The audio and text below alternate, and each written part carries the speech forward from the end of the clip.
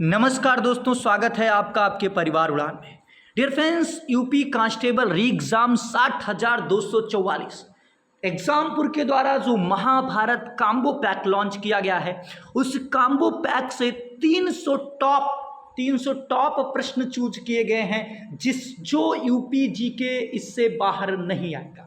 तो आज उस हम 300 प्रश्नों को कराने वाले हैं, और अगर आप इस 300 प्रश्न को करके जा रहे हैं तो इससे बाहर एग्जाम में एक भी प्रश्न नहीं आएगा। माय डियर फ्रेंड्स, इससे पहले जो आपका पेपर हुआ था उसमें 3 से 4 प्रश्न मात्र देखने को मिले थे यूपी जीके के, क्योंकि लोकसभा का चुनाव होना था, इसलिए अब जल्दबाजी में पेपर कराया गया और सिलेबस को ध्यान में नहीं रखा गया। लेकिन अगर बात करें कि इस बार जो री एग्जाम होगा, इस री एग्जाम में 8 से 10 प्रश्न आपको यूपी जीके को देखने के मिल जाएंगे। चलिए अब बात करते हैं कि आपके मन में एक सवाल उठ रहा होगा कि इस बार सर तो 3 से 4 ही प्रश्न देखने को मिले थे, किसी शिफ्ट में एक ही प्रश्न देखने को यूपी जीके से मिले थे। माय डियर फ्रेंड्स, बता दूं कि इस बार सिलेबस को ध्यान में नहीं रख पाए थे इसलिए। लेकिन अगर री एग्जाम्स की बात करें तो री एग्जाम्स में आपके 8 से 9 प्रश्न अगर करंट अफेयर्स को मिला लिया जाए तो 10 से 12 प्रश्न यूपी जीके से देखने को मिल जाएंगे। आप 41,500 और 49,000 वैकेंसी के पेपर को उठा के देख लीजिए, ठीक है। तो इसलिए यूपी जीके, और अगर यूपी जीके कवर करते हैं तो ये 12 प्रश्न 100% आपके कवर है। छोटा सिलेबस है यूपी जीके का और आपके सारी चीजें क्लियर हो जाएंगी। तो इस 300 प्रश्न को आप जरूर करके जाइए, ये मेरा वादा है। लास्ट तक बने रहिएगा, मात्र 30 से 40 मिनट में सारे प्रश्नों को करा दिया जाएगा। आइए सबसे पहले प्रश्न से शुरू करते हैं। पहला प्रश्न है कि लखनऊ के इमामबाड़े का निर्माण किस नवाब ने करवाया था। लखनऊ के इमामबाड़े का निर्माण जो है ये किस नवाब ने कराया था। ऑप्शंस आपको आंसर देते रहना दोस्त, ठीक है। चलिए, तो आशा करता हूं कि आंसर्स को टिक कर चुके होंगे। 30 सेकंड का आपको समय रहेगा। B options is the correct answer. Asafuddaula ने कराया था। किसने कराया था? आशुफ-उद-दौला ने कराया था, ठीक है। आगे बात करते हैं नेक्स्ट प्रश्न पे। दूसरा प्रश्न है मेरे दोस्त कि काशी का सर्वप्रथम उल्लेख कहां से प्राप्त होता है। काशी का सर्वप्रथम जो उल्लेख है ये कहां से प्राप्त होता है मेरे दोस्त, ये बताना है आपको। तो क्या हो जाएगा? काशी का उल्लेख बताना है कि सर्वप्रथम कहां से प्राप्त होता है। चलिए, तो आपको इसको कमेंट बॉक्स में, इसका आंसर आपको कमेंट बॉक्स में बताना है। किसमें बताना है? कमेंट बॉक्स में। आगे बात करते हैं अगले प्रश्न पे।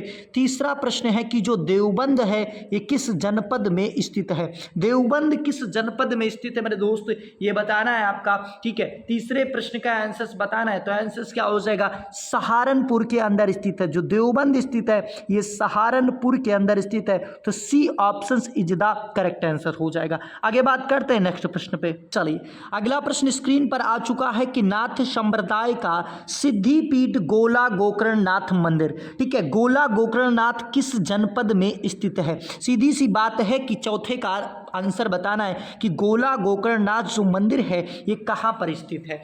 तो आशा करता हूं कि इसका आंसर आप टिक कर चुके होंगे। चलिए, चौथे का आंसर बताना है, तो क्या हो जाएगा मेरे दोस्त? C options is the correct answer हो जाएगा, यानी लखीमपुर खीरी के अंदर स्थित है। कहां पर? लखीमपुर खीरी के अंदर स्थित है। सिर्फ यूपी पुलिस ही नहीं, अगर किसी भी एग्जाम्स जो यूपी से रिलेटेड है उसकी तैयारी कर रहे हैं तो ये 300 प्रश्न करके ही पेपर में चाहिए, ठीक है। आगे बात करते हैं, अगले प्रश्न की बात की जा रही है, 5वें प्रश्न की, कि श्रृंगेरपुर, ठीक है, श्रृंगेरपुर वर्तमान में कहां पर स्थित है। जो श्रृंगेरपुर है ये कहां पर स्थित है, 5वें का आंसर बताना मेरे दोस्त। चलिए, तो आपका ये प्रयागराज के अंदर स्थित है। कहां पर? प्रयागराज के अंदर स्थित है। तो C option is the correct answer हो जाएगा। छठे प्रश्न की बात करते हैं कि कुरु महाजनपद का संबंध उत्तर प्रदेश के किस जनपद से है।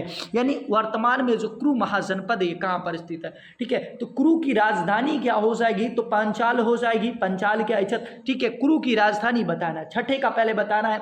तो क्या हो जाएगा भाई? मेरठ हो जाएगा। क्या हो जाएगा? मेरठ हो जाएगा। B options is the correct answer. और मेरठ किसके लिए? खेल के सामान के लिए प्रसिद्ध है। आगे बात करते हैं नेक्स्ट प्रश्न पे। चलिए दोस्तों, 7वें प्रश्न की बात की जा रही है कि उत्तर प्रदेश 1857 की क्रांति का आरंभ सर्वप्रथम किस नगर से हुआ था। देखिए, अगर इसको आप कर चुके हैं तो भी आप मॉक टेस्ट देते रहिए, क्योंकि दोस्त अभी आपके थोड़े आसान क्वेश्चन से बाद लास्ट में जो टिपिकल प्रश्न है उसमें आप फंस जाएंगे। ठीक है, तो आपको पूरा 300 का 300 करके ही जाना है। एक बार कहना चाहूंगा कि रख हौसला वो मंजर भी आएगा और प्यासे के पास चलकर समंदर भी आएगा।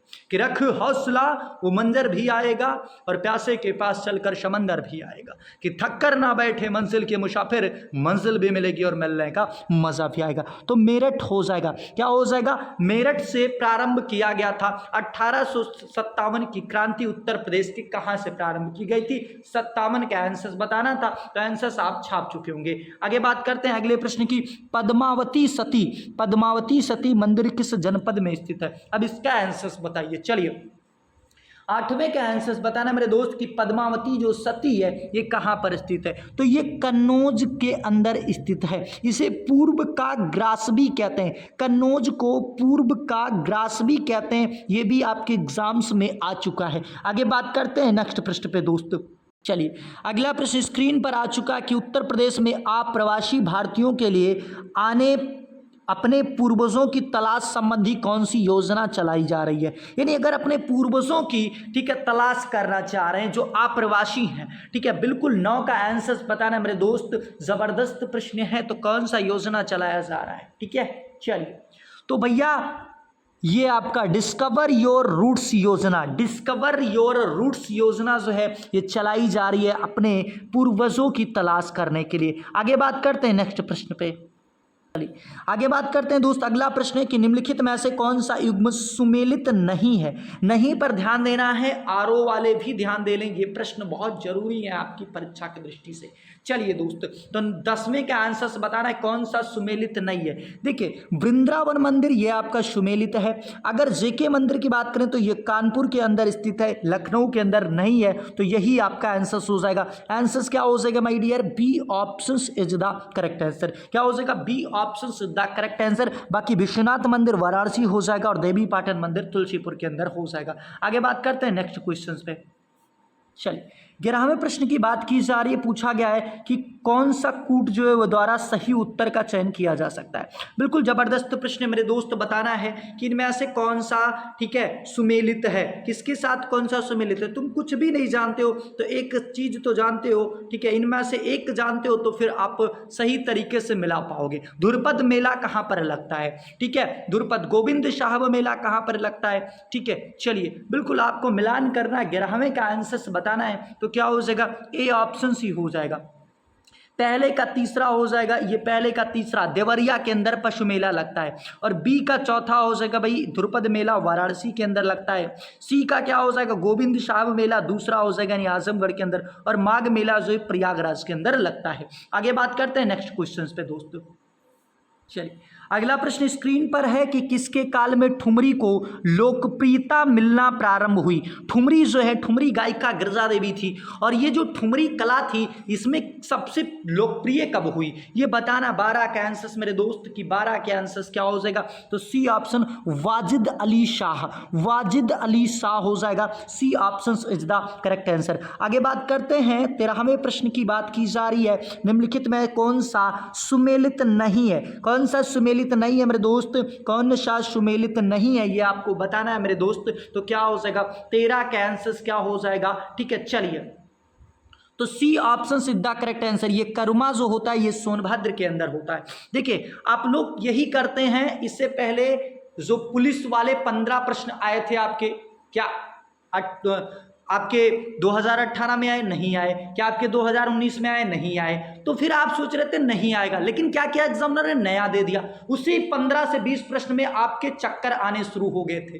तो इस बार अगर 2 प्रश्न यूपी जीके से दिया, 3 प्रश्न दिया है ना, तो तुम जो सो रहे हो वो दिक्कत तुम्हारी दूर हो जाएगी पेपर में। जब 10 से 12 प्रश्न तो तुम कहोगे कि शायद हम यूपी जीके पढ़ लेते तो अच्छा होता। तो इसलिए कहता हूं कि इसको करके ही पेपर में जाइएगा बस। ठीक है, चलिए आगे बात करते हैं नेक्स्ट क्वेश्चन पे। अगला प्रश्न है कि मेघदूत श्रृंखला, मेघदूत श्रृंखला की बात की जा रही है, किसने चित्रित की है? जो मेघदूत है ये किसके द्वारा चित्रित की गई थी। 14 के आंसर्स बताना मेरे दोस्त। तो क्या हो जाएगा, C option is the correct answer. ये हरिहर, ठीक है, हरिहर लाल मेड़ के द्वारा की गई है। आगे बात करते हैं 15वें प्रश्न की बात की जा रही है कि कला एवं शिल्प महाविद्यालय के प्रथम भारतीय प्राचार्य कौन थे। ठीक है, कला एवं शिल्प महाविद्यालय के प्रथम भारतीय प्राचार्य कौन थे। जबरदस्त प्रश्न है, 15 का आंसर बताना है। तो आप कहोगे सी ऑप्शन से द करेक्ट आंसर हो जाएगा, यानी असित कुमार हलदार हो जाएंगे। क्या हो जाएगा, असित कुमार हलदार हो जाएंगे। आगे बात करते हैं 16वें के आंसर कि झाजरी मस्जिद का निर्माण किसने करवाया था। झाजरी मस्जिद का निर्माण किसने करवाया था। जबरदस्त प्रश्न है, 16 के आंसर बताना मेरे दोस्त। ठीक है, तो क्या हो जाएगा, इब्राहिम सर्की के द्वारा कराया गया था। ए option is the correct answer. आगे बात करते हैं अगले प्रश्न पे। चलिए, अगला भी बटलर पैलेस का नाम किसके नाम पर रखा गया। बटलर पैलेस का नाम किसके नाम पर रखा गया। 17 के आंसर से बताना मेरे दोस्त। तो क्या हो जाएगा, B option is the correct answer हो जाएगा, यानी सर खारकोट के नाम पर। ठीक है, अगला है 98वें प्रश्न की बात की जा रही है कि सारनाथ का सिंह स्तंभ किस काल की कला का सर्वोत्कृष्ट नमूना है। ये जो सारनाथ का जो सिंह स्तंभ है, इसमें सिंह तो 4 है लेकिन तुम्हें 3 ही दिखते हैं, तो तुम 3 ऑप्शंस कर देते हो। तो ये बताना है कि किस काल में ये बना और सर्वोत्कृष्ट बना था। ठीक है, चलिए 18 का आंसर बताना है। तो आप कौन सा कह दोगे भाई, मौर्य काल हो जाएगा, ए option is the correct answer. आगे बात करते हैं 19वें प्रश्न की कि आधुनिक चित्रकला का प्रारंभ कब से माना जाता है। आधुनिक चित्रकला का प्रारंभ जो है 19 का आंसर बताना मेरे दोस्त। तो ए ऑप्शन हो जाएगा 1911 से, और 1911 में ही आपकी राजधानी दिल्ली बनी थी। आगे बात करते हैं नेक्स्ट प्रश्न पे। चलिए दोस्त, ठीक है, अगला प्रश्न है कि कुषाणकालीन स्थल हुलासखेड़ा किस जनपद में अवस्थित है। ठीक है, हुलासखेड़ा जो है ये किस जनपद में अवस्थित है, इसका आंसर बताना है मेरे दोस्त। देखिए, अगर चैनल पर नए हैं तो एक बार निवेदन चाहूंगा कि चैनल को सब्सक्राइब कर लीजिए और बेल आइकन को ऑन कर लीजिए। दोस्त, इतना मेहनत करने के बाद एक बार दुख होता है जब आप लोग चैनल को बढ़ाना नहीं चाहते। सब्सक्राइब कीजिए दोस्त, क्योंकि मैं सोचता हूँ सिर्फ मेरे ही चैनल को नहीं, अगर कहीं भी आपको पॉजिटिव चीज़ें बढ़ रही हैं और आप एक सरकारी नौकरी की तैयारी कर रहे हैं, एक आप योग्य व्यक्ति बनेंगे दोस्त, तो आपको ही पॉजिटिव चीज़ों को बढ़ाने का ठेका लेना है। आप ही पॉजिटिव चीज़ों को बढ़ाएंगे, बाकी गलत चीज़ों को तो बढ़ाने के लिए बहुत लोग हैं। दोस्त, दुख होता है जब 29 मिलियन एक ऐसे वीडियो पर चला जाता है बदोबदी जो किसी लायक गाना नहीं है, ऐसे गानों पर जाता है, इतने सब्सक्राइबर हो जाते हैं। लेकिन अगर कोई बंदा पॉजिटिव चीज़ों की तरफ खड़ा होता है तो उसके साथ कोई नहीं। लेकिन आप लोग पर पूरा विश्वास है दोस्त कि चैनल को ज़्यादा से ज़्यादा बढ़ाने का काम करेंगे, तो चैनल को आप लोग सब्सक्राइब कीजिए। चलिए आगे बात करते हैं, इसका आंसर बताना है, 20वें का आंसर बताना है दोस्त कि क्या हो जाएगा। ठीक है, तो सी ऑप्शन हो जाएगा, लखनऊ के अंदर हो जाएगा। देखिए, जो 5 से 6 घंटे की क्लास होती है उसको 50 से 60 मिनट में कराया जाता है दोस्त, और इतनी ऊर्जा के साथ आप देखते होंगे लास्ट तक ऊर्जा बनी होती है। कोई इसमें अभी मुझे कोई आय नहीं होता, ठीक है, लेकिन फिर भी मैं क्या करता हूं, आपको बढ़ाने का काम कर रहा हूं ताकि बहुत से कमजोर वर्ग जो हैं वहां तक ये वीडियो पहुंच सके। तो चलिए सेशन को शुरू करते, क्योंकि कर भला तो हो भला। अगला 21वां प्रश्न है कि पशु मेले के लिए प्रसिद्ध बटेश्वर कहां पर लगता है। ये आपके 2018 में आया था बटेश्वर मेला। तो क्या हो जाएगा, आगरा हो जाएगा। D option is the correct answer, D option is the correct answer. आगे बात करते हैं नेक्स्ट क्वेश्चन पे। चलिए आगे बात करते हैं, अगला प्रश्न है कि प्रेमचंद पुरस्कार किस संस्था द्वारा दिया जाता है। जो प्रेमचंद्र पुरस्कार है ये किस संस्था के द्वारा दिया जाता है। 22 का आंसर बताना मेरे दोस्त, और 22 का आंसर क्या हो जाएगा, तो टिक कर चुके होंगे, बी ऑप्शन से द करेक्ट आंसर, हिंदी संस्थान के द्वारा दिया जाता है। 23वें प्रश्न की बात की जा रही है, भारत भारती सम्मान उत्तर प्रदेश की किस संस्था द्वारा दिया जाता है। तो सबसे पहले आपको पता चला कि जो भारत भारती है ये उत्तर प्रदेश के द्वारा दी जाती है। किस संस्था के द्वारा दी जाती है ये आपको बताना है। 23 का आंसर दोस्त, तो 23 का आंसर क्या हो जाएगा, ठीक है, C option is the correct answer, Hindi संस्थान के द्वारा ही दिया जाता है। आगे बात करते हैं नेक्स्ट क्वेश्चन पे। चलिए अगला प्रश्न है कि वर्तमान राज्य में व्यावसायिक एवं प्राविधिक शिक्षा विभाग के अधीन कितने इंजीनियरिंग कॉलेज हैं? कितने इंजीनियरिंग कॉलेज हैं इसकी बात की जा रही है मेरे दोस्त, और आंसर्स आपको बताना है। ठीक है, 24 नंबर प्रश्न का आंसर बताना है, तो सी ऑप्शन सीधा करेक्ट आंसर 11 हो जाएगा। आगे बात करते हैं अगले प्रश्न पर। ठीक है, 25वां प्रश्न है कि हिंदू मुस्लिम एकता का प्रतीक सुलहकुल मेला, सुलहकुल उत्सव की बात की जा रही है कि सुलहकुल जो उत्सव है ये कहाँ पर मनाया जाता है? 25 का आंसर बताना है। सुलहकुल उत्सव जो है ये कहां पर मनाया जाता? तो D option is the correct answer, Agra के अंदर मनाया जाता है। आगे बात करते हैं अगले प्रश्न की बात की जा रही है। 26वां प्रश्न है कि दीप नृत्य उत्सव उत्तर प्रदेश के किस क्षेत्र का लोक नृत्य है? दीप नृत्य उत्सव, ठीक है, उत्तर प्रदेश के किस लोक क्षेत्र का नृत्य है? बिल्कुल बताना है किस क्षेत्र का लोक नृत्य है दीप नृत्य। चलिए 26 का आंसर बताना है, तो 26 का आंसर क्या हो जाएगा? ए option is the correct answer, Bundelkhand हो जाएगा। क्या हो जाएगा? बुंदेलखंड हो जाएगा। और बुंदेलखंड के अंतर्गत 7 जिले आते हैं, उनको आपको एग्जाम में रट के जाना है। माय डियर बताना चाहूंगा कि 1 तारीख को आपके 6 महीने यानी आपका जनवरी से लेके जून तक का पूरा कवर किया जा रहा है करंट अफेयर्स का।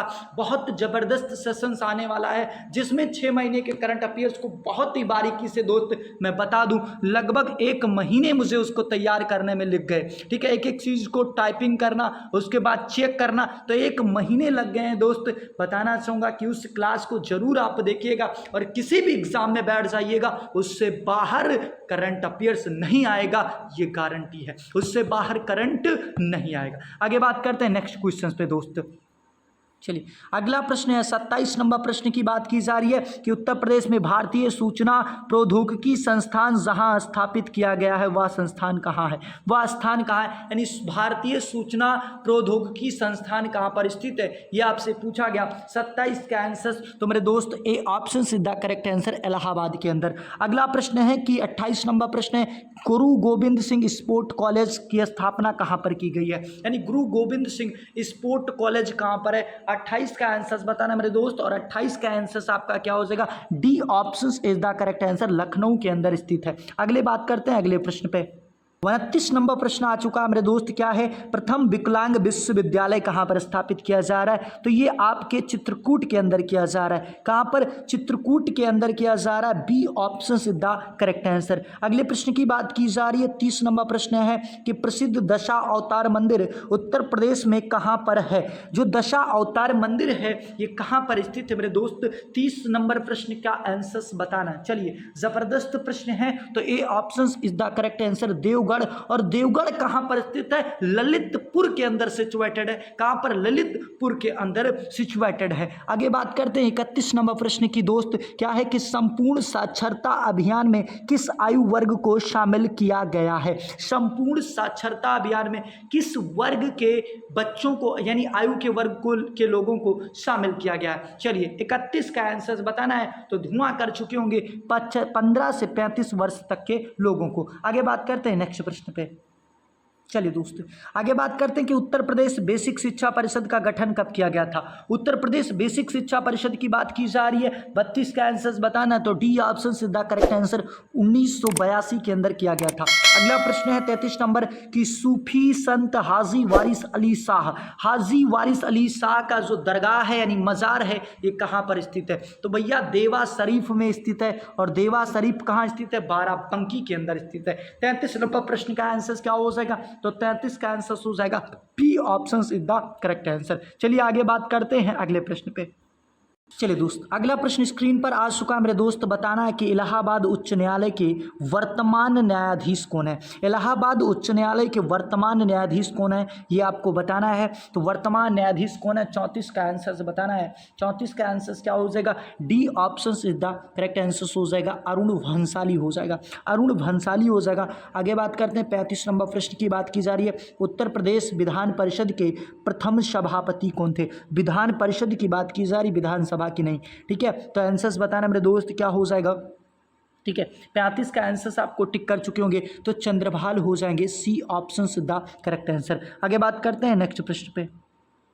चलिए दोस्त, अगला प्रश्न स्क्रीन पर आ चुका है कि अति लोकप्रिय धार्मिक पत्रिका कल्याण, ये एक धार्मिक पत्रिका थी कल्याण, प्रकाशित होती थी, तो कल्याण कहाँ से प्रकाशित होती थी ये आपको बताना है कमेंट बॉक्स में। ठीक है, कहाँ बताना है मेरे दोस्त, कमेंट बॉक्स में बताना है कि कल्याण जो है ये कहाँ पर प्रकाशित होती थी, कल्याण जो है ये कहाँ से प्रकाशित होती थी, कमेंट बॉक्स में बताएंगे दोस्त इसका आंसर। चलिए आगे बात करते हैं नेक्स्ट प्रश्न पे। 37 नंबर प्रश्न है, जबरदस्त प्रश्न है कि राजा टोंडरमल ने किस क्षेत्र में ख्यात अर्जित किया था। जो राजा टोंडरमल थे ये किस चीज में इन्होंने ख्यात अर्जित किया, किसके लिए प्रसिद्ध हुए। 37 का आंसर बताना मेरे दोस्त क्या हो जाएगा, तो सी ऑप्शन सीधा भू राजस्व हो जाएगा। क्या हो जाएगा, भू राजस्व हो जाएगा। आगे बात करते हैं 38 नंबर प्रश्न की। तात्या टोपे, तात्या टोपे का मूल नाम क्या था। तात्या टोपे का मूल नाम आपसे पूछा है, 38 का आंसर बताना मेरे दोस्त। चलिए तो आशा करता हूं कि आंसर्स को टिक कर चुके होंगे। रामचंद्र पांडुरंग, रामचंद्र पांडुरंग था तात्या टोपे का ओरिजिनल नेम। चलिए आगे बात करते हैं अगले प्रश्न पे। चलिए दोस्त, अगला प्रश्न स्क्रीन पर है और जबरदस्त प्रश्न है कि राष्ट्रकवि मैथिली शरण, ठीक है, गुप्त, राष्ट्रकवि थे मैथिली शरण गुप्त, और मैथिली शरण गुप्त का जन्म कहाँ पर हुआ था। जो मैथिली शरण गुप्त थे इनका जन्म कहाँ पर हुआ था, आप कहेंगे झांसी के अंदर था। ठीक है, तो B option is the correct answer. आगे बात करते हैं 40 नंबर प्रश्न की कि निजामुद्दीन औलिया किसके शिष्य थे। जो निजामुद्दीन औलिया थे ये किसके शिष्य थे, निजामुद्दीन औलिया किसके शिष्य थे, तो ए ऑप्शन हो जाएगा बाबा फरीद के, बाबा फरीद के शिष्य थे, बाबा फरीद के शिष्य थे। आगे बात करते हैं अगले प्रश्न पे। 41 नंबर प्रश्न है कि मौलाना मोहम्मद अली जौहर, ठीक है, मौलाना मोहम्मद अली जौहर विश्वविद्यालय के नाम से एक अल्पसंख्यक शिक्षण संस्थान की स्थापना की जा रही है। कहाँ पर की जा रही है ये बताना है। 41 का आंसर तो रामपुर के अंदर की जा रही है, C option is the correct answer. आगे बात करते हैं नेक्स्ट क्वेश्चंस पे। चलिए 42 नंबर प्रश्न है दोस्त, निम्नलिखित में से कौन सा एक उत्तर प्रदेश के संदर्भ में सही सुमेलित नहीं है। नहीं सुमेलित है, सही है आपको बताना है। चलिए सरदार वल्लभ भाई पटेल कृषि विश्वविद्यालय ये आपका मेरठ में है क्या, ये भारतीय दलहन शोध संस्थान आगरा में है क्या। ठीक है, तो बताना है कि कौन सा नहीं सुमेलित है। ठीक है, 42 का आंसर्स बताना है और आंसर्स को टिक कर चुके होंगे। भाई दलहन अनुसंधान नहीं है तो आपका हो जाएगा C option the correct answer. ठीक है, आगे बात करते हैं अगले प्रश्न पे। मुगल काल में दहसाला बंदोबस्त, दहसाला बंदोबस्त किसने लागू किया था। जो दहसाला बंदोबस्त है ये किसके द्वारा लागू किया गया था। 43 का आंसर बताना है, तो 43 का आंसर हो जाएगा बी ऑप्शन सीधा करेक्ट आंसर, टोंडरमल के द्वारा किया गया था। आगे बात करते हैं 44 नंबर प्रश्न की। किसके छल के कारण तात्या टोपे को गिरफ्तार कर लिया गया। ठीक है, किसके छल के कारण तात्या टोपे को गिरफ्तार कर लिया गया। चलिए 44 का आंसर बताना, तो 44 का D option is the correct answer. आगे बात करते हैं नेक्स्ट क्वेश्चन पे दोस्त। चलिए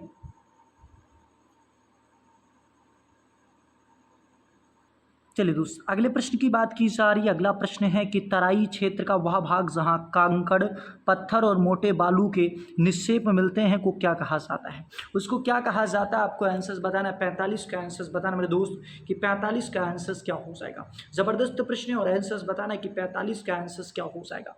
तो आशा करता हूं कि आंसर्स को टिक कर चुके होंगे। क्या हो जाएगा, B option is the correct answer, यानी भाबर क्षेत्र कहा जाता है। 46 नंबर प्रश्न की बात करते हैं कि उत्तर प्रदेश के तराई क्षेत्र में किस फसल की कृषि बड़े पैमाने पर की जाती है। तराई क्षेत्र की बात की जा रही है, इसका आंसर आपको बताना है। चलिए तो बताना है आपको आंसर्स की क्या हो जाएगा मेरे दोस्त। ठीक है, तराई के क्षेत्र में किसकी जो खेती वो बहुत बड़े पैमाने पर की जाती है। चलिए जबरदस्त प्रश्न है मेरे दोस्त, आंसर्स बताना है। ठीक है, तो 46 का आंसर्स क्या हो जाएगा आपका, सी ऑप्शन हो जाएगा, यानी 1 और 4, यानी धान और गन्ना की, धान और गन्ना की। आगे बात करते हैं नेक्स्ट क्वेश्चन पे मेरे दोस्त। चलिए 47 नंबर प्रश्न स्क्रीन पर आ चुका है और इसका आंसर आपको मिलान करना है। ठीक है, चलिए तो सबसे पहले आप मिलान करेंगे, किसका मिलान करना है। ठीक है, चलिए तो एक तरफ आपके क्या दिए गए हैं, सिद्धार्थ नगर का क्या हो जाएगा, नौगढ़ हो जाएगा। ठीक है, उसके मुख्यालय दिए हुए हैं गौतम संत कबीर नगर का क्या हो जाएगा। ठीक है, ज्योतिबाबाई फुले नगर का क्या हो जाएगा। चलिए आपको मिलान करना है। 47 का आंसर बताया मेरे दोस्त। तो 47 का डी हो जाएगा। और डी में आप देखेंगे तो क्या चीज़ें दी गई हैं, 4, यानी यहाँ देख लीजिएगा, ठीक है, डी दिया गया है। 47 का क्या दिया गया, डी, यानी पहले का 4 हो जाएगा गौतम बुद्ध नगर का नोएडा हो जाएगा, ठीक है। बी का दूसरा हो जाएगा, बी का पहला हो जाएगा यानी अमरोहा हो जाएगा। सी का क्या हो जाएगा, दूसरा हो जाएगा, बिल्कुल हो जाएगा दूसरा, ठीक है। और अगर सिद्धार्थनगर की बात करें तो नौगढ़ हो जाएगा, ठीक है। तो इस तरीके से मिला सकते थे, आपका क्या हो जाएगा, ठीक है, डी ऑप्शन सीधा करेक्ट आंसर। आगे बात करते हैं नेक्स्ट क्वेश्चन पे। चलिए अगला प्रश्न है कि उत्तर प्रदेश के प्रथम राज्य मुख्य सूचना आयुक्त कौन थे। उत्तर प्रदेश के प्रथम राज्य मुख्य सूचना आयुक्त कौन थे, ये पूछा गया। 48 नंबर प्रश्न का आंसर्स बताना है। तो 48 का आंसर्स क्या हो जाएगा मेरे दोस्त। चलिए जबरदस्त प्रश्न है, 48 का आंसर्स बताना। 48 का आंसर्स क्या हो जाएगा, तो आशा करता हूं कि आंसर्स को टिक कर चुके होंगे। ए ऑप्शन सीधा करेक्ट आंसर। 49 नंबर प्रश्न का बात करना है कि पंचायतों की त्रिस्तरीय प्रणाली कब प्रारंभ की गई थी, ठीक है। त्रिस्तरीय जो प्रणाली है ये कब प्रारंभ की गई, लागू कब हुई, ये नहीं, प्रारंभ कब की गई ये पूछा गया आपसे। तो 49 का हो जाएगा ए ऑप्शन सीधा करेक्ट आंसर। चलिए 50 का आंसर कमेंट बॉक्स में आपको बताना है। चलिए 50 का आंसर आपके कमेंट बॉक्स में बताना है, और आरओ वाले भी इस क्वेश्चन को देखते रहिए। चलिए स्क्रीन पर अगला प्रश्न आ चुका है, 51 नंबर प्रश्न की बात करते हैं कि इसका आंसर क्या हो जाएगा। चलिए क्या पूछा गया है, ठीक है। प्रश्न में पूछा गया कि उत्तर प्रदेश निम्नलिखित जिलों के उत्तरी उत्तर से दक्षिण का सही क्रम क्या हो जाएगा, यानी उत्तर से दक्षिण की तरफ आपको जिलों को लगाना है। तो आंसर क्या हो जाएगा, थोड़ा सा टफ है उत्तर प्रदेश पुलिस के लेवल से, ठीक है। ऐसे प्रश्न शायद उत्तर प्रदेश पुलिस में नहीं देखने को मिलेंगे, लेकिन आरओ वाले एकदम तैयार रहिए थंबनेल के साथ, ऐसे प्रश्न देखने को मिल जाएंगे। तो B option is the correct answer हो जाएगा। सिद्धार्थ नगर, संत कबीर नगर, अंबेडकर नगर, संत रविदास नगर, ऐसे करके होगा। आगे बात करते हैं अगले प्रश्न पर, 52 नंबर प्रश्न पे। चलिए दोस्त थोड़ा सा फास्ट करेंगे क्योंकि टोटल आपके 150 प्रश्न इस वाले प्रैक्टिस सेट में हैं। तो आपके यूपी जीके के 2 प्रैक्टिस सेट कराए जाएंगे, और 2 प्रैक्टिस सेट टोटल 300 प्रश्नों का होगा, और इससे बाहर कुछ भी नहीं आएगा, ये गारंटी है मेरे दोस्त। चलिए माता टीला बांध की बात की जा रही है, ठीक है। प्रश्न पूछा गया कि माता टीला बांध से कौन सी नहरें निकलती हैं। जो माता टीला बांध है इससे कौन सी नहरें निकलती हैं ये आपको बताना है। 52 का आंसर बताना मेरे दोस्त की क्या हो जाएगा। बिल्कुल जबरदस्त प्रश्न है और आपके लिए थोड़ा सा नया प्रश्न होगा, तो ऐसे ही प्रश्न पेपर में भी देखने को मिल जाएंगे। 52 के आंसर क्या हो जाएगा, ए और, ठीक है, 1 और 2 दोनों, यानी आपका गुरसराय नहर भी निकलती है यहीं से, और मंदर नहर भी यहीं से निकलती है। हरियाली एक नई योजना है, ये किससे संबंधित है आपको 53 का आंसर यहां बताना। आगे बात करते हैं तो क्या बताना हरियाली के बारे में। हरियाली अगर बात करें तो कैसी योजना थी, 53 का आंसर बता रहे हैं भाई, सी ऑप्शन हो जाएगा। ये बंजर भूमि के विकास के लिए योजना चलाई गई थी, जिसको हम हरियाली योजना के नाम से जानते हैं। किसके नाम से जानते हैं, हरियाली योजना के नाम से जानते हैं। अगला प्रश्न स्क्रीन पर है 54 नंबर की, उत्तर प्रदेश की निम्नलिखित नदियों में से किस नदी का उद्गम स्थल हिमालय से नहीं है, ठीक है। हिमालय से नहीं आपसे पूछा गया है, तो आपको एक ट्रिक याद करना है कि गयू, काली, शारदा, गंडक, घाघरा, राप्ती, ऐसे करके गयू, काली, शारदा। गयू से हो जाएगा आपका गंगा यमुना, ठीक है। काली से काली, शारदा से शारदा, गंडक से गंडक, घाघरा से घाघरा। गयू, काली, शारदा, गंडक, घाघरा, राप्ती, ये सारी हिमालय नदियां हो जाती हैं। तो आपसे पूछा है कि कौन सी नदियों का उद्गम हिमालय से नहीं हुआ। ऐसे प्रश्न उत्तर प्रदेश में देखने को मिलेंगे, 100% मिलेंगे। और चैनल पर नए हैं तो निवेदन चाहूंगा चैनल को सब्सक्राइब कर लीजिए और बेल आइकन को ऑन कर लीजिए। इसके बाद 6 मैराथन आपकी होगी, जो कि 2-2 घंटे या आपके 1-1 घंटे की होगी, और उसी में सारी चीज़ें कवर कर ली जाएंगी, ठीक है। और उसके बाद आपका युक्ति प्रकाशन का प्रैक्टिस सेट धुआंधार शुरू हो जाएगा, ठीक है। चलिए बिल्कुल बताना है 54 का आंसर, ठीक है।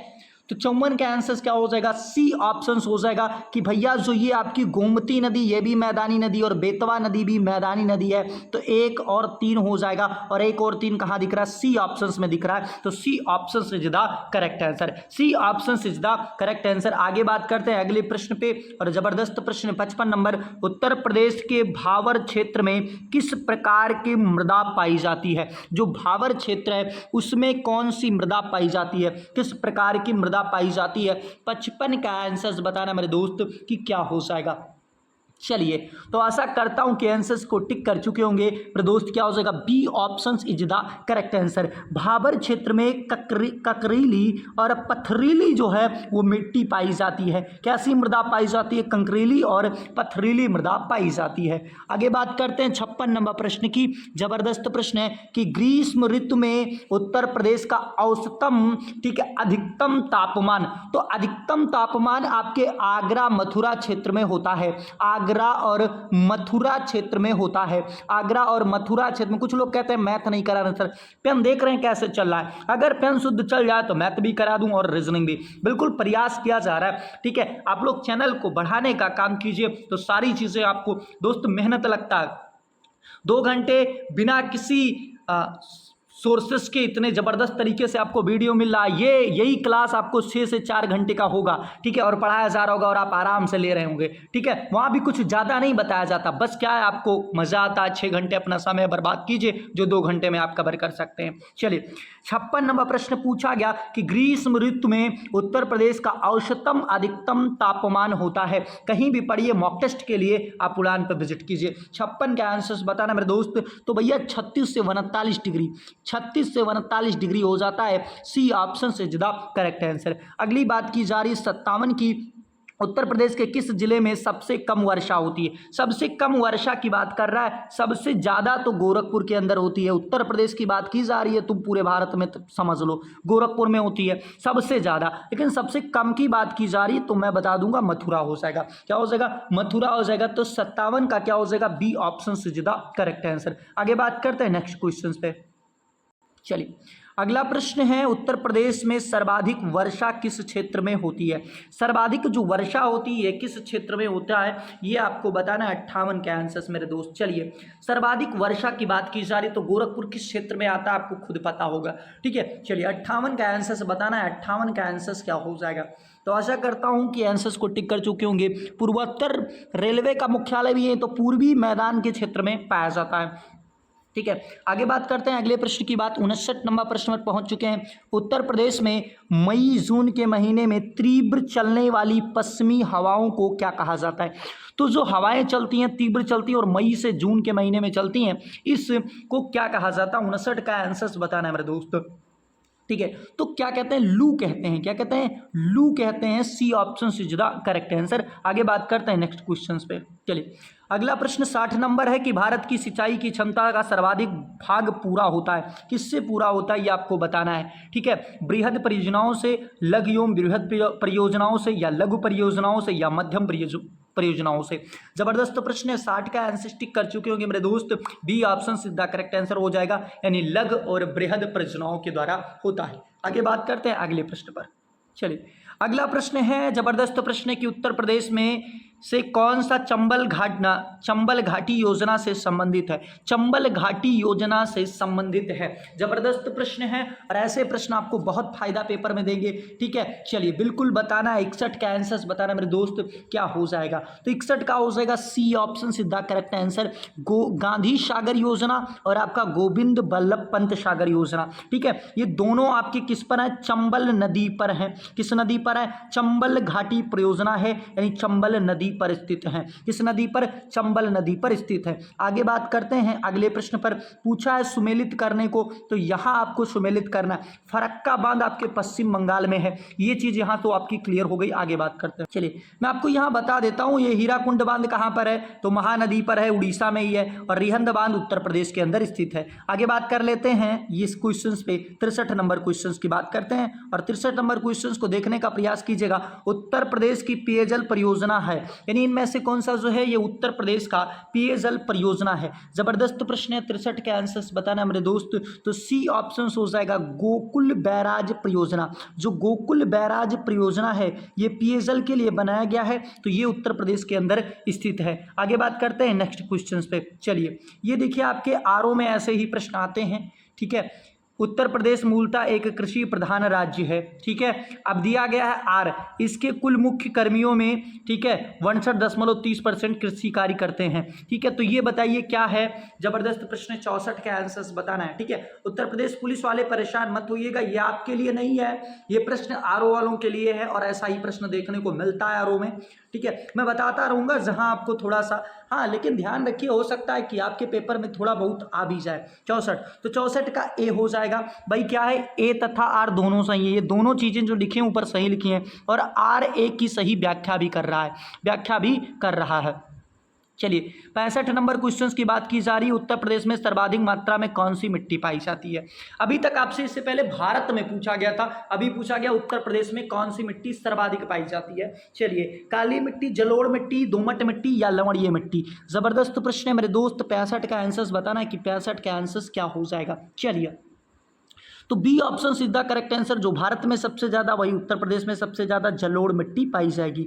अगला है 66 नंबर प्रश्न की बात की जा रही है, उत्तर प्रदेश में गेहूं की सर्वाधिक उत्पादकता किस क्षेत्र में होती है। यानी जो गेहूं होता है, गेहूं तो सबसे ज्यादा उत्तर प्रदेश में होता है, लेकिन किस क्षेत्र में होता है ये आपको बताना है। 66 का आंसर बताना मेरे दोस्त कि 66 का आंसर क्या हो जाएगा। तो आप कहेंगे ठीक है, गंगा योम घाघरा का दोआब, गंगा योम घाघरा के दोआब पे, तो 66 का B option is the correct answer. B option is the correct answer हो जाएगा, गंगा और घाघरा के दोआब पर होता है। आगे बात करते हैं नेक्स्ट प्रश्न पे। चलिए, 67 नंबर प्रश्न की बात की जा रही है, आंसर बताना है कि उत्तर प्रदेश निम्नलिखित में से किन फसलों का देश सबसे बड़ा उत्पादक है। यानी किन चीज़ों का सबसे बड़ा उत्पादक है उत्तर प्रदेश, ये आपको बताना है। और ऐसे प्रश्न आपको पेपर में देखने को मिलते हैं। चलिए, 67 का आंसर बताना मेरे दोस्त। तो डी ऑप्शन हो जाएगा 1 और 3। भाई 1 और 3 की बात की जा रही है, यानी आलू और गन्ना। आलू और गन्ना में प्रथम स्थान रखता है उत्तर प्रदेश भारत में। ठीक है, आलू और गन्ना में। चावल में तो आपका कौन हो जाता है, चावल में पश्चिम बंगाल हो जाता है। अगला प्रश्न है कि मृदा अपरदन को रोका जा सकता है, किस विधि द्वारा मृदा अपरदन को रोका जा सकता है। ठीक है, अतिचराई द्वारा, अतिचराई करोगे तो मृदा अपरदन नहीं रुकेगी। वनस्पति उन्मूलन द्वारा, वनारोपण द्वारा, ठीक है, या पक्षी संख्या में वृद्धि करके। यार जब मृदा की बात की जा रही है तो पक्षी से क्या मतलब है, कोई मतलब नहीं बनता। 68 का आंसर तुम्हारे लॉजिक पर है, तुम्हारे दिमाग पर है, तुम्हारे माइंड सेट पर है। ये रटने वाला प्रश्न नहीं है, इसको आपको माइंड से करना है। तो भाई वनारोपण हो जाएगा। क्या हो जाएगा, वनारोपण हो जाएगा। अब मृदा अपरदन मतलब मृदा का कटाव होना, बाद में कभी जब बताऊंगा तो फिर समझ पाओगे। ठीक है, आगे बात करते हैं अगले प्रश्न पे। 69 नंबर प्रश्न की बात की जा रही है कि सेंट्रल ग्रॉसलैंड योम फोल्डर रिसर्च इंस्टीट्यूट कहाँ स्थित है। ठीक है, सेंट्रल ग्रॉसलैंड, ग्रॉसलैंड जो है घास की बात की जा रही है, योम, ठीक है, फोल्डर्स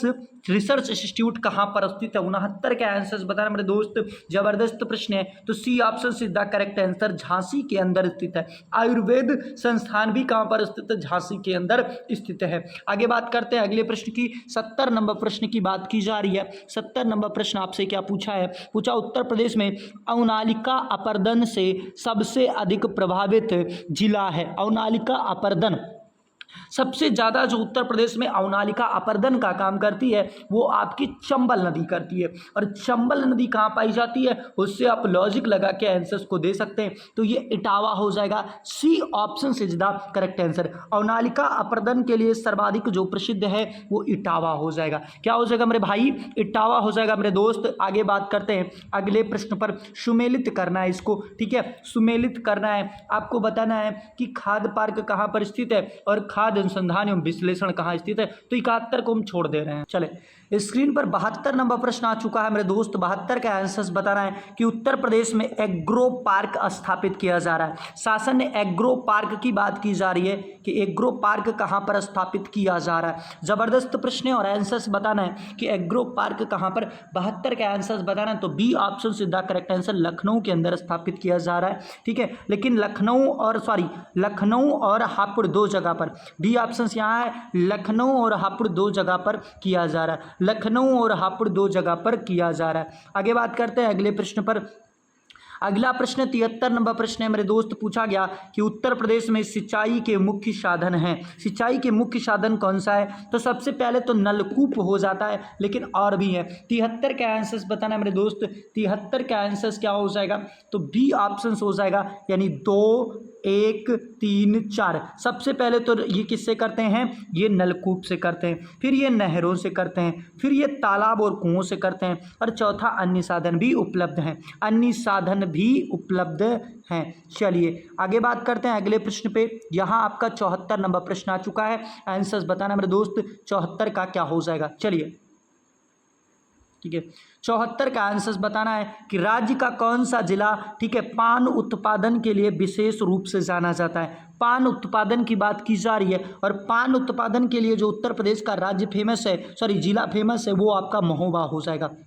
क्या हो जाएगा, महोबा हो जाएगा। तो बी ऑप्शन सीधा करेक्ट आंसर। 75 नंबर प्रश्न की बात की जा रही है, उत्तर प्रदेश में किसान मित्र योजना, किसान मित्र योजना कब प्रारंभ की गई। किसान मित्र योजना 75 का आंसर बताना है कि कब प्रारंभ किया गया। ये एग्जामपुर के द्वारा जो 499 रुपये की बुक लॉन्च की गई है महाकाल, उसी का कराया जा रहा है, उसी का कराया जा रहा है जबरदस्त तरीके से। चलिए तो किसान मित्र योजना आपकी कब लॉन्च की गई, 75 का आंसर बताना मेरे दोस्त 2001 में B option is the correct answer. आगे बात करते हैं अगले प्रश्न पे। चलिए 76 नंबर प्रश्न को आप लीजिए जबरदस्त तरीके से। 76 है कि किसान वृद्धा पेंशन योजना, ठीक है, कब प्रारंभ हुई। किसान वृद्धा पेंशन योजना जबरदस्त प्रश्न है, और आंसर से बताना है किसान वृद्धा पेंशन योजना 76 का तो 2003 में किया गया। ए option is the correct answer. चलिए 77 नंबर प्रश्न की बात करते हैं कि उत्तर प्रदेश के किस जिले में, ठीक है, एस्बेस्टॉस पाया जाता है। एस्बेस्टॉस पाया जाता है, ये आंसर बताना है मेरे दोस्त 77 का, तो सी ऑप्शन सीधा करेक्ट आंसर, यानी मिर्जापुर के अंदर पाया जाता है। आगे बात करते हैं अगले प्रश्न पे। चलिए अगला प्रश्न स्क्रीन पर है कि उत्तर प्रदेश के किस जिले में यूरेनियम के सीमित भंडार को खोजा गया है। यूरेनियम का भंडार मिलता है उत्तर प्रदेश के किस क्षेत्र में। जबरदस्त प्रश्न है, और इसका आंसर बताना यूरेनियम का भंडार कहाँ पाया जाता है। चलिए तो जबरदस्त प्रश्न है, यूरेनियम के भंडार की बात की जा रही है। क्या हो जाएगा मेरे दोस्त, ललितपुर हो जाएगा। बी ऑप्शन सीधा करेक्ट आंसर। आगे बात करते हैं अगले प्रश्न पर। 79 नंबर प्रश्न है कि उत्तर प्रदेश के किस जनपद में 300 टन कचरे से 5 मेगावाट बिजली उत्पादन की एक प्रदर्शन परियोजना को स्थापित की गई है। ठीक है, यानी कचरे से बिजली बनाने का कार्य कहां पर किया जाएगा, उत्तर प्रदेश में। ये आपके करंट का क्वेश्चन है, 79 नंबर क्वेश्चन का आंसर बताना है, तो डी ऑप्शन सीधा करेक्ट आंसर। लखनऊ के अंदर ऐसा सुंदर और स्वर्णिम काम किया जा रहा है। आगे बात करते हैं नेक्स्ट प्रश्न पे दोस्तों। चलिए अगला प्रश्न है दोस्त, देखिए थकना नहीं है। अगर आज थक गए तो ऐसे ही पेपर में भी थकते नजर आओगे। आज का मेहनत, और कहाँ यार, बहुत कम समय में करा रहा हूँ। ये 4 घंटों में होता है, लेकिन मैं बहुत जल्द ही कराने का काम कर रहा हूँ दोस्त।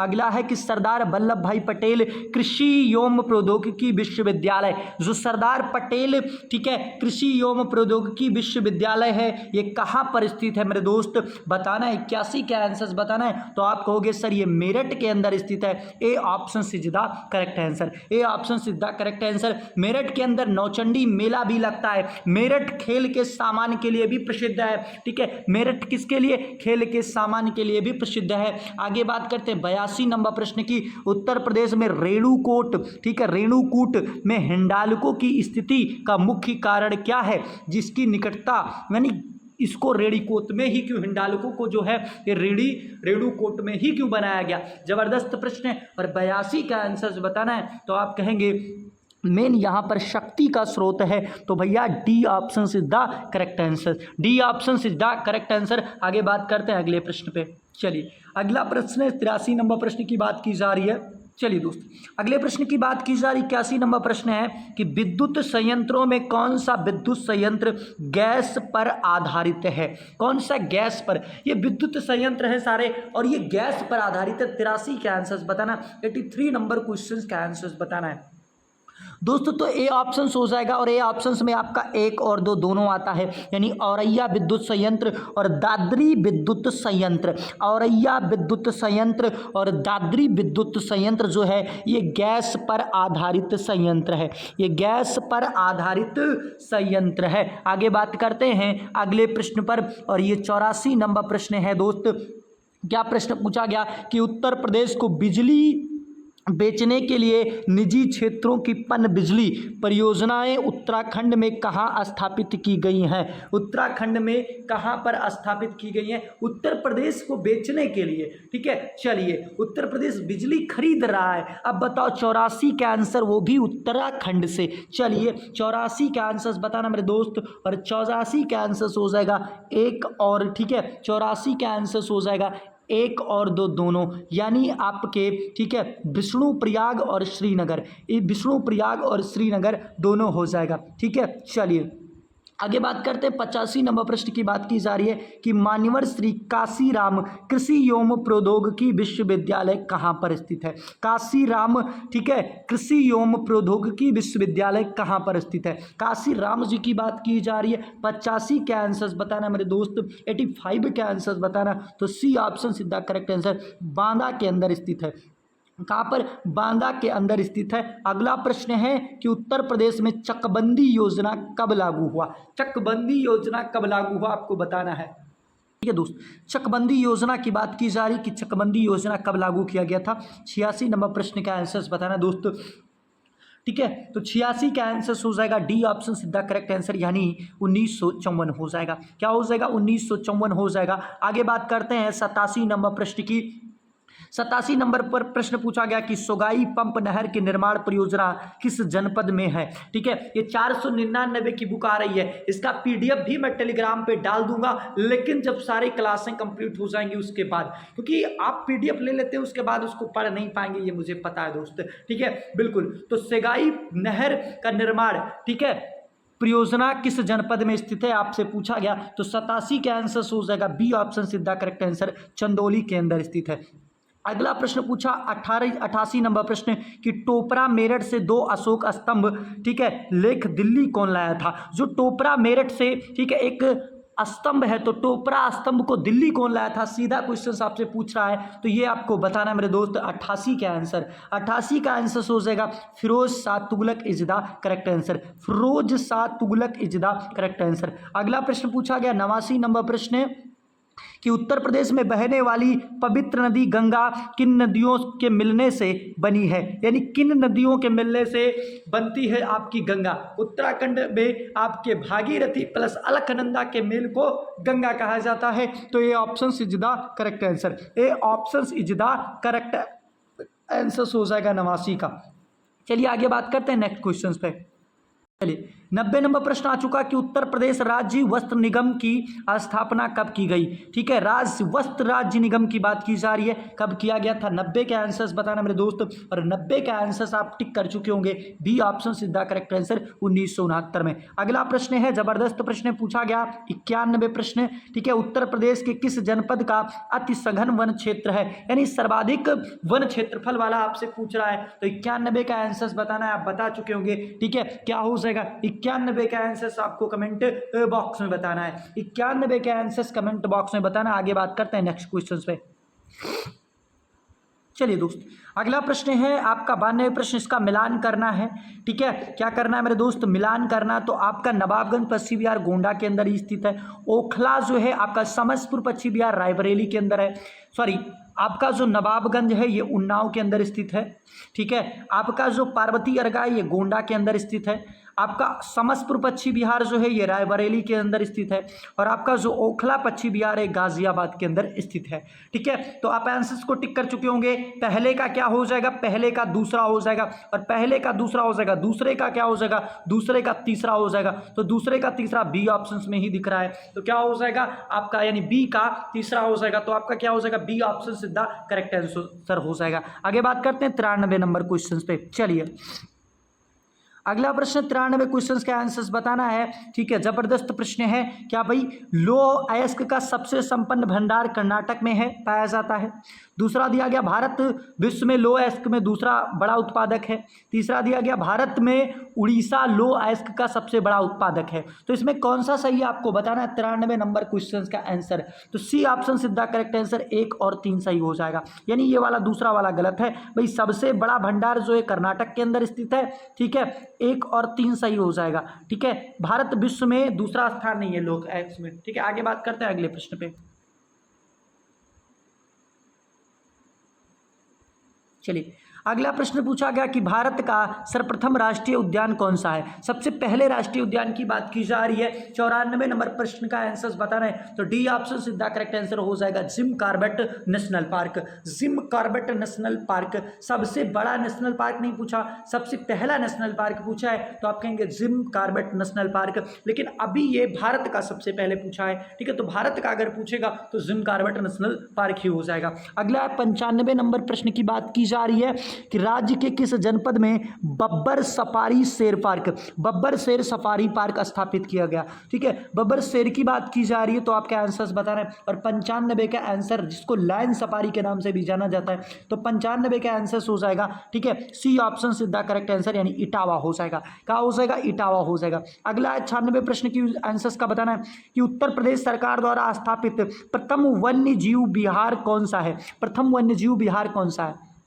ठीक है, प्रथम की बात की जा रही है कि सबसे पहला कौन था, आपको बताना है मेरे दोस्त। ठीक है, 96 का आंसर बताना है कि सबसे पहला वन्यजीव विहार क्या हो जाएगा। 96 का क्या हो जाएगा? तो चंद्रप्रभा हो जाएगा, यानी चंदौली के अंदर स्थित है। 96 का क्या हो जाएगा? ए ऑप्शन हो जाएगा। आगे बात करते हैं अगले प्रश्न पर कि उत्तर प्रदेश का कौन सा एकमात्र राष्ट्रीय उद्यान है, यानी राष्ट्रीय उद्यान की बात की जा रही है, तो दुधवा नेशनल पार्क हो जाएगा। क्या हो जाएगा? दुधवा नेशनल पार्क हो जाएगा। आगे बात करते हैं 98 नंबर प्रश्न के।